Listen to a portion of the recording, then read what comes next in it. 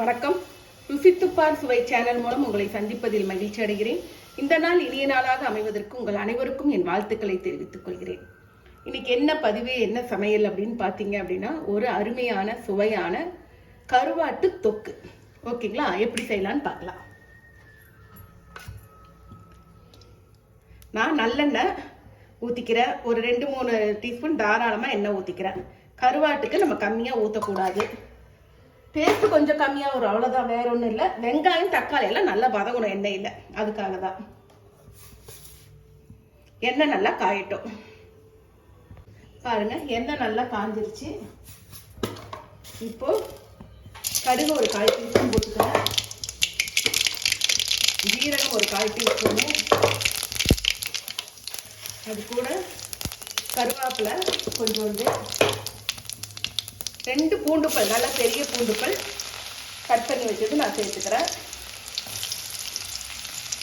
இது கூட பெரிய வெங்காயம் நல்ல ஒரு 3 வெங்காயம் கட் பண்ணி வச்சிருக்கிறேன், அதையும் நான் சேர்த்துக்கிறேன்.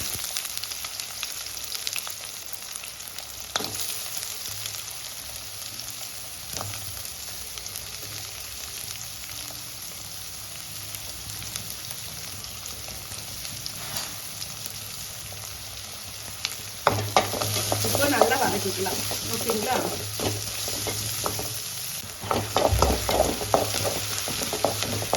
பாருங்க, இந்த அளவுக்கு வதங்கினா போதும், ரொம்ப கருகணும்னு அவசியம் இல்லை. பாருங்க எப்படி கண்ணாடி பதத்துக்கு வந்துருச்சு பார்த்தீங்களா? இந்த அளவுக்கு வதக்கினா போதும்.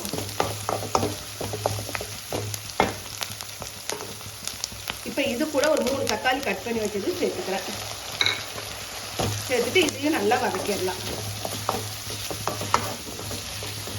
இந்த தக்காளி வதங்கிறதுக்கு நான் கொஞ்சோண்டு உப்பு போடுறேன். இவ்வளவுதான் உப்பு போடுறேன். கொஞ்சோண்டு கருவாட்டில் உப்பு இருக்கும், அதனால நான் கம்மியாக உப்பு போடுறேன். ஓகேங்களா? இப்போ இது நல்லா மிக்ஸ் பண்ணிக்கலாம். வதக்கி விட்டுட்டு மூடி போட்டால் சீக்கிரம் வதங்கிடும்.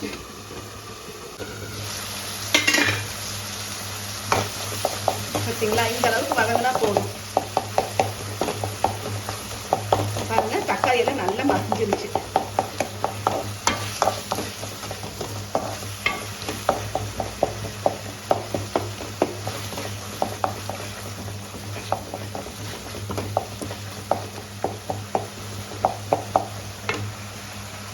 இப்போ நான் கிளீன் பண்ணி சுத்தம் பண்ணி வச்ச கருவாடு நான் சேர்த்துக்கிறேன்.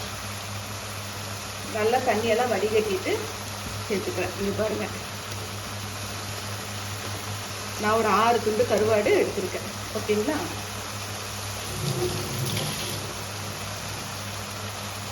இப்போ இதையும் இது கூட ஒன்றா வதக்கிக்கலாம்.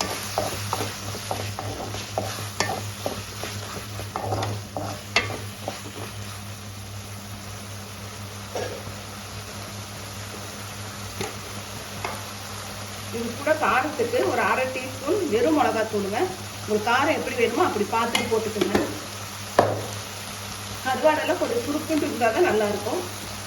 இந்தாங்க ஒரு கொஞ்சோண்டு மஞ்சத்தூள்.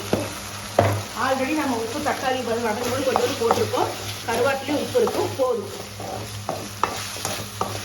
எனக்கு வந்து இந்த அளவு தெரியுங்க, தக்காளி இருக்கிறது எப்படி போடணும் அப்படின்னு தெரியும் எனக்கு. அதனால இப்போண்டு நான் போட்டிருக்கேன். இந்த கருவாட்டில் இருக்கிற உப்பு இதில் இறங்கும். வறுக்கிறதா இருந்துச்சுன்னா, எண்ணெய் போட்டு பொரிக்கிறதா இருந்தால் நம்ம உப்பு போட வேண்டியதில்லை. இது தொக்குங்கிறதுனால உப்பு வந்து கொஞ்சம் போட்டுக்கலாம்.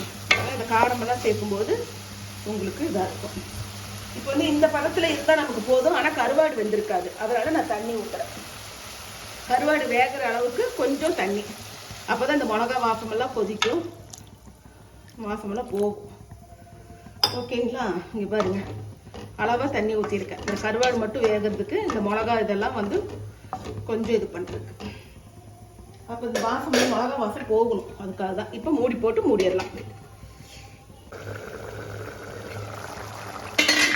பாருங்க, நம்ம எவ்வளோ தண்ணி ஊற்றிருந்தோம். இப்போ பாருங்க எந்த அளவுக்கு சுண்டிருச்சு பார்த்தீங்களா?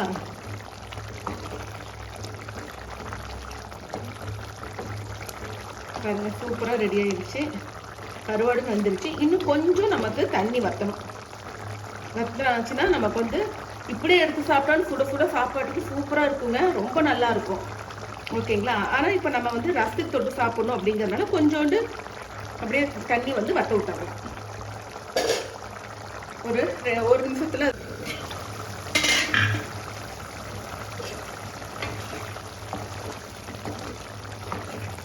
பாருங்க சூப்பரா ஆயிடுச்சுங்க. அவ்வளவுதான், இந்த அளவுக்கு சுண்டுனா போதும். இப்ப இந்த சூட்லயே இன்னும் கொஞ்சம் தண்ணி வத்திடும். ஓகேங்களா? பாருங்க சுவையான கருவாடு தொக்கு ரெடி ஆயிடுச்சு. சூப்பரா அருமையா வந்திருக்கு பாருங்க, நல்லா வந்திருக்கு, பயங்கர டேஸ்டா இருக்கு.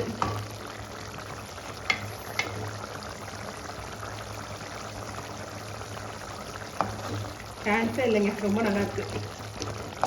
அப்படியே சுட சுட சாப்பாட்டுக்கு இதை போட்டு அப்படியே கொஞ்சம் பரட்டி சாப்பிட்டோம்னா செமையா இருக்கும். அப்படியே ஒரு பருப்பு ரசம் கொள்ளு ரசம் வச்சுட்டு சாப்பிட்டோம்னாலும் மிளகு ரசம்லாம் வச்சு சாப்பிட்டு செமையா இருக்குங்க. இந்த வீடியோ கண்டிப்பா உங்களுக்கு பிடிக்கும்னு நினைக்கிறேன். பிடிச்சா லைக் பண்ணுங்க, ஷேர் பண்ணுங்க, கமெண்ட் பண்ணுங்க, மறக்காம சப்ஸ்கிரைப் பண்ணுங்க, அப்படியே பெல் ஐக்கானை கிளிக் பண்ணுங்க. மீண்டும் இன்னொரு பதிவில் உங்களை சந்திக்கிறேன். அதுவரை உங்களிடம் விடைபெறுவது ருசித்து பார் சுவை சேனலின் உங்கள் நிலாமணி மாறன். நன்றி, வணக்கம், வாழ்க வளமுடன்.